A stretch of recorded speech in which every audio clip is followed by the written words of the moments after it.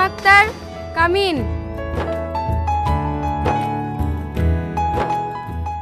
আসতে পারি স্যার? হ্যাঁ হ্যাঁ এসো।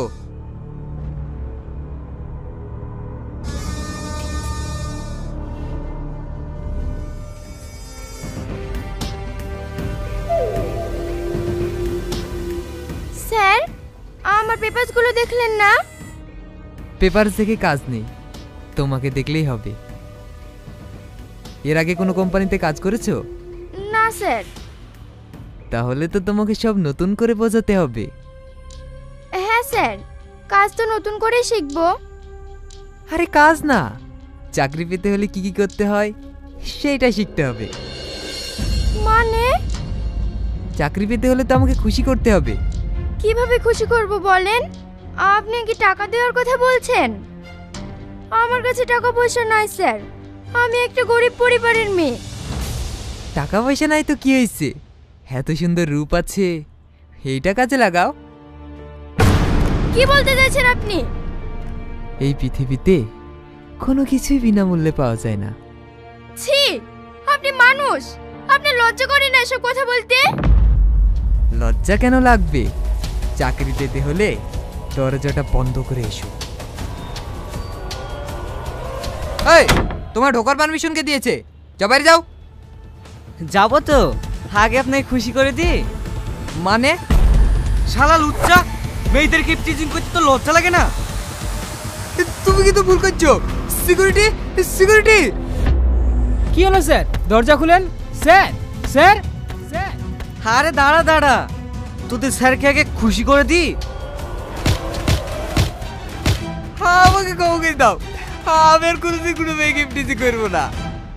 এরপরে কোনো মেয়েকে টিচিং করার আগে এই মাটার কথা একবার মনে করিস। এসো আমার সাথে।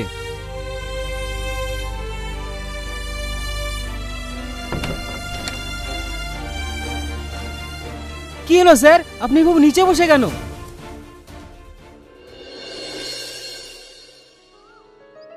আমার জন্য ওভাবে ঝামেলা করার কি দরকার ছিল বলেন তো?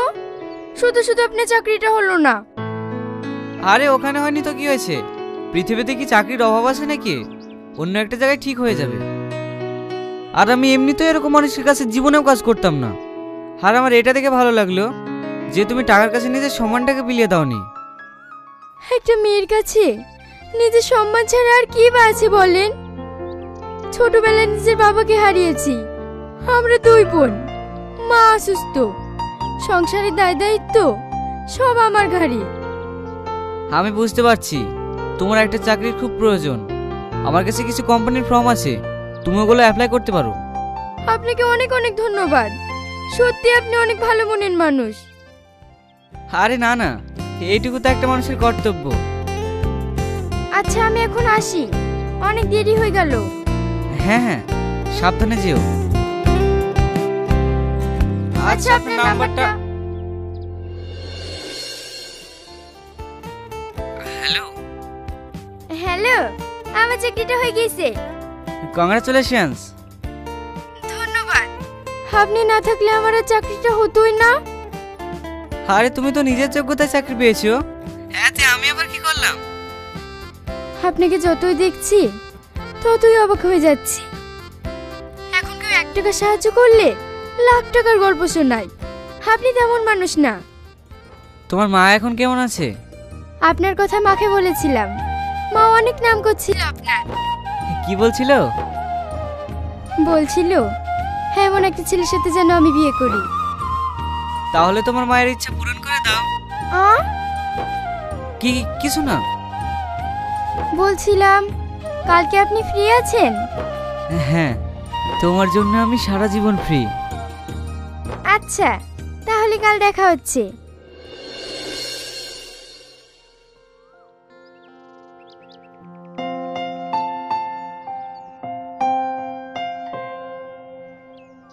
বাহ, আবার একটা নতুন ধরে ফেলেছি। তোদের মতো মেয়েগুলা পারেও বটে, একটা সাইডতে না সাইডতে অন্য একটা ধরে ফেলে। কি বললি তুই? ওর নামের একটা বাজে কথা বললে তো জিভ আমি টেনে ছিঁড়ে ফেলবো। হাট এখান থেকে।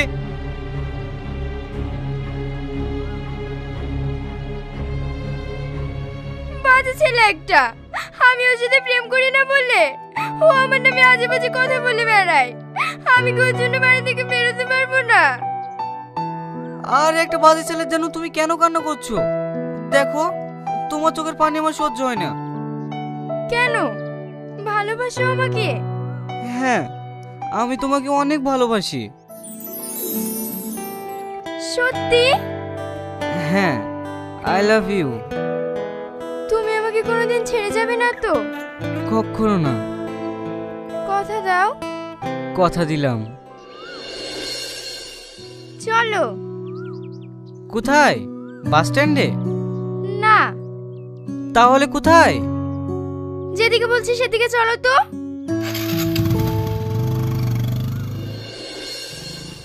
এবার বাদিকে। আমরা কোথায় যাচ্ছি সালমা? থামো, এইখানেই আমার বাড়ি। সামনের গলিতে নাকি? না, এই বাড়িটা। হ্যাঁ? তোমার আবার কি হলো?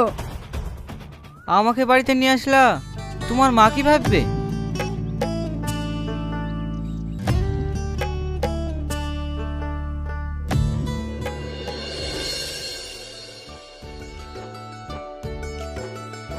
মা, মা, কে এসেছে দেখো মা। তোমার জামাই। ফোন করেছিলি তখনই বুঝতে পেরেছি যে তুই বাসে না, বাইকে আসছিস। আসো বাপ, ভেতরে আসো। ভালো আছেন চাচিমা? হ্যাঁ বাপ, ভালো আছি। তুমি ঘরে উঠে বসো মধু। তুই আগে বলবি তো শাহিন আসবে, তাহলে আমি বাজার থেকে মিষ্টি মিষ্টি নিয়ে আসতাম। ভালো আছেন ভাই? হ্যাঁ, তুমি ভালো আছো? আমাদের গরিবের বাড়ি আপনার পছন্দ হবে না। ভালোই তো। কি গো, তুমি এত ঘামছো কেন? শরীর খারাপ করছে? না না। রিয়া, যা, তোকে মা ডাকছে।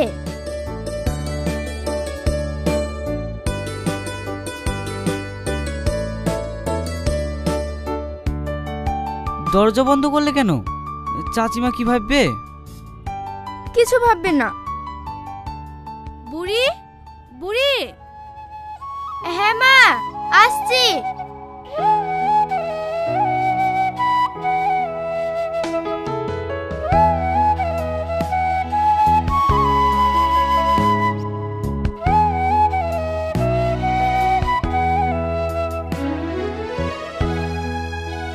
কি গো, ওভাবে কি দেখছো? ভাবছি তুমি আমাকে সত্যি সত্যি বিয়ে করবে তো? বিয়ে করবো বলেই তো হাত ধরেছি। তাহলে চলো, আজকেই আমরা বিয়ে করে ফেললি। ঠিক আছে, আমি আজকে বাড়িতে জানাবো। না না, এখন বাড়িতে জানাতে হবে না। আমি আমার পরিবারের জন্য টাকা রোজগার করে তারপর তোমাদের বাড়ি যাব।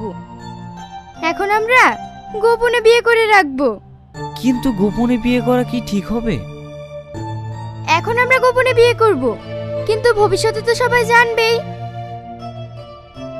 কি এত ভাবছো বলো তো? বিয়ে করবা? হ্যাঁ, করব। বলো মা, দেন মোহর কত লিখবো? 25 লক্ষ। কি গো সালমা, এত টাকা দেন মোর কেন লিখছো? লিখছে তো কি হয়েছে, তোমাকে দিতে হবে নাকি? আমার উপর বিশ্বাস নাই? আছে তো। নাও, এখানে সই করো।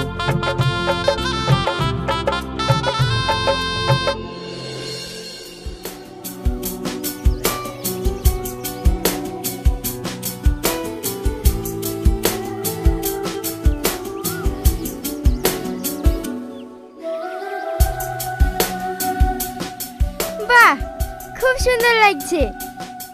তোমার পছন্দ হয়েছে তো? হ্যাঁ, খুব পছন্দ।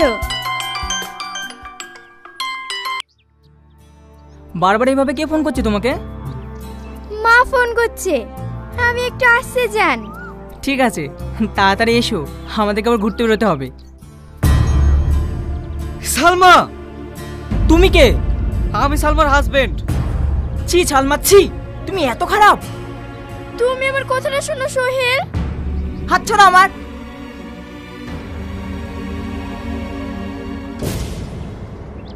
কি দরকার ছিল তোমার আসার? এসব তুমি কি বলছো সালমা? এই কথাগুলো বলতে তোমার লজ্জা করছে না? না লাগছে না, আমার যা ইচ্ছে আমি তাই করে বেড়াবো। তুই যদি আমার সাথে সংসার করতে না পারিস তাহলে আমাকে ডিভোর্স দে।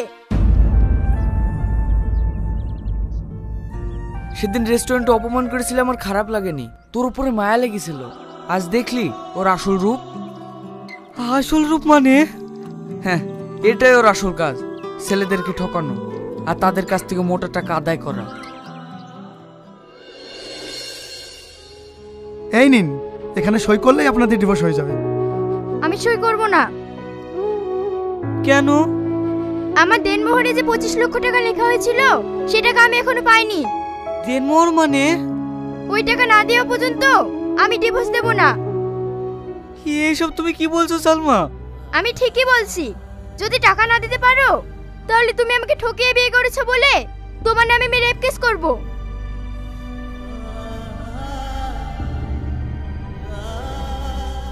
তুমি আমাকে কোনোদিন ছেড়ে যাবে না তো? কখনো না।